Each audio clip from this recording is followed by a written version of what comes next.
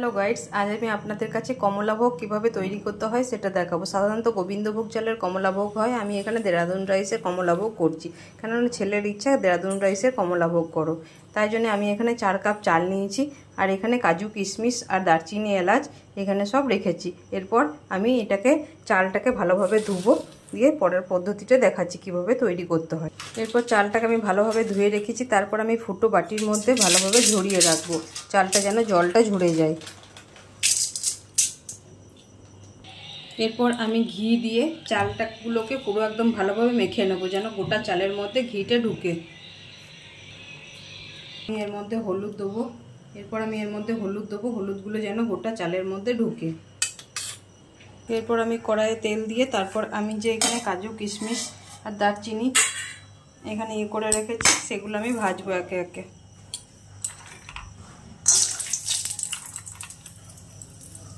কাজুগুলো হালকা করে ফ্রাই করে ভাজবো।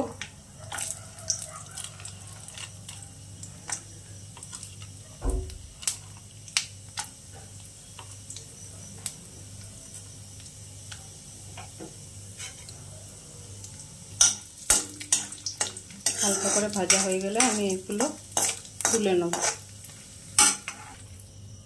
এরপর আমি চালগুলোকে হালকা করে ভেজে নেব। আস্তে করে ভাজতে হবে যেন চাল যেন ভেঙে না যায়। এরপর আমি চালগুলো ভাজা হয়ে গেছে। এরপর আমি 4 কাপ চাল দিয়েছি, তাহলে 8 কাপ জল এর মধ্যে দিতে হবে। জলের মেজারমেন্টটা ঠিক করে করতে হবে। চাল ভাজা হয়ে গেছে, এরপর জলটা এর মধ্যে দিচ্ছি। আমি 8 কাপ জল দিয়েছি, কারণ 4 কাপ চাল দিয়েছি তাই আমি 8 কাপ জল দিয়েছি। এরপর সামান্য পরিমাণ নুন দিতে হবে আর চিনি, যেমন স্বাদ অনুযায়ী মিষ্টি আপনারা খাবেন সেরকম মতন দেবেন। এরপর নুন দেওয়া হচ্ছে আন্দাজ মতন।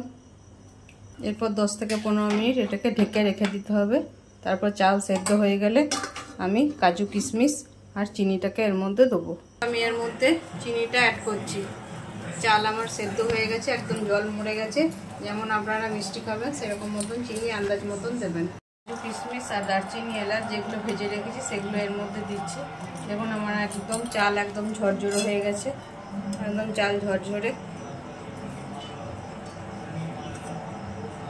আমার কমপ্লিট হয়ে গেছে বাসমতি পোলাও। এরপর ওপর থেকে সামান্য পরিমাণ ঘি ছড়িয়ে গরম গরম পরিবেশন করবেন। কেমন হয়েছে অতি অবশ্যই জানাবেন, আর একটা লাইক দেবেন। দেখুন আমার চাল একদম পুরো ঝরঝরে হয়ে গেছে, একদম পুরো ঝরঝরে চাল আমার। কেমন হয়েছে অতি অবশ্যই জানাবেন, আর আপনারাও ট্রাই করে দেখবেন। তবে হ্যাঁ, আপনারা কে কোথা থেকে আমার ভিডিওটা দেখছেন সেটা কিন্তু জানাতে ভুলবেন না।